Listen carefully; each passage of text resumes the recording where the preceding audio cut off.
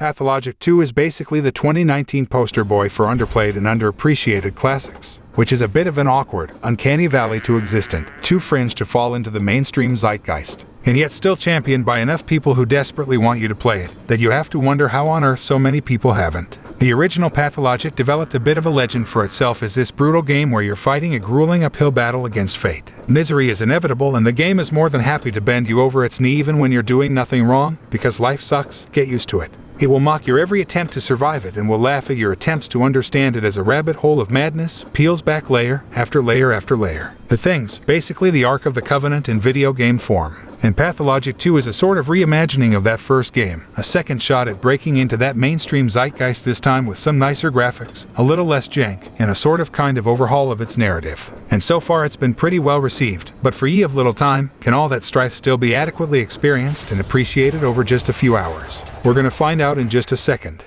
As always, I'm Alex, and this is First 5. We're asked if games are worth your time, not your money. I played a game for 5 hours, and I'm gonna tell you if those were 5 hours well spent, and today we're fighting back the plague in Pathologic 2. So, alright, we've pretty much established Pathologic's rep as the rare game that'll kick you in the teeth and somehow still be entertaining enough for you to like it. But what I've found is that Pathologic 2 isn't really that much of a misery simulator. At least not at this point. It isn't. It just runs off of different rules. Death can be sudden and easy to come by. Yes, but it's also just a bump in the road, not a failed state of its own. And fighting is always an option, but almost always a terrible one. Occasionally, you can screw yourself well and good, but it's not as if the game maliciously drops these roadblocks on you without warning. Like, for example, it'll warn you multiple times that if you walk into the mayor's mansion, nothing good will happen, and you can entirely ignore those warnings, even the one right before you go in, see what happens. Most of Pathologic 2's dangers come in the form of ticking clocks. There are half-dozen survival meters to keep track of that you'll have to deal with multiple times a day. Basic stuff like food, water, and so on.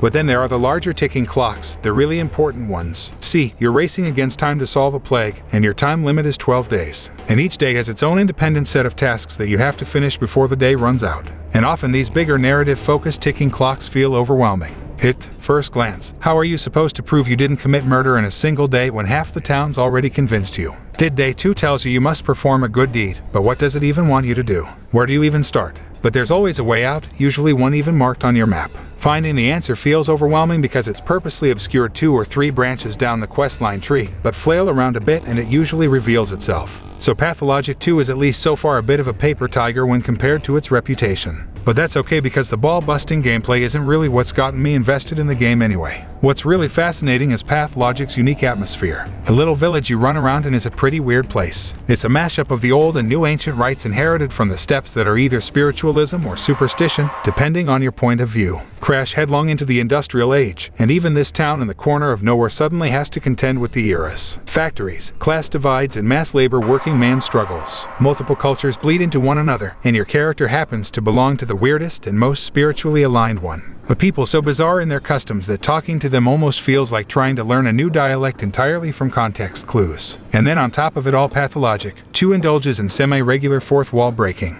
That makes the whole experience even more surreal. This is a game where the earth spits corpses back out after you bury them and suddenly springs up tree roots that demand you feed them blood. Where white-masked phantoms appear to give you advice and spotlight spontaneously, and not so subtly spring from the ether to demand your attention. And it's a game that more or less treats all of these things with a straight face. And if you start wondering what the hell's going on, it'll give you a confused look and go, you're a smart guy. You can figure it out, can't you? Fat, or it'll quote more creepy-ass poetry at you. Will it rain? Will it snow? Will it pass? I don't know. A local culture is far from the only thing you'll be trying to puzzle out. However, there's a plague gun and only your medical expertise can stop the town from becoming so wholly consumed by the plague that the military just says screw it, writes it off as a loss, and bombs the entire place into oblivion. But you've also got some more blatant problems to deal with your character. Emmy Burek has been summoned back to his hometown on the edge of civilization, only to be greeted by 3 knife men. And it turns out the reason they're there is because Emmy's father just died and the town's mostly convinced Emmy somehow killed him. So you start the game, wounded, hungry, tired, and wanted in the streets. Well, that's a fine. How do you do? Most of the first 5 hours of the game haven't even had anything to do with a plague that's about to hit town. Instead, it's been a bit of a murder mystery with you trying to clear your name, track down your father's killer, and integrate back into a society you've left well behind.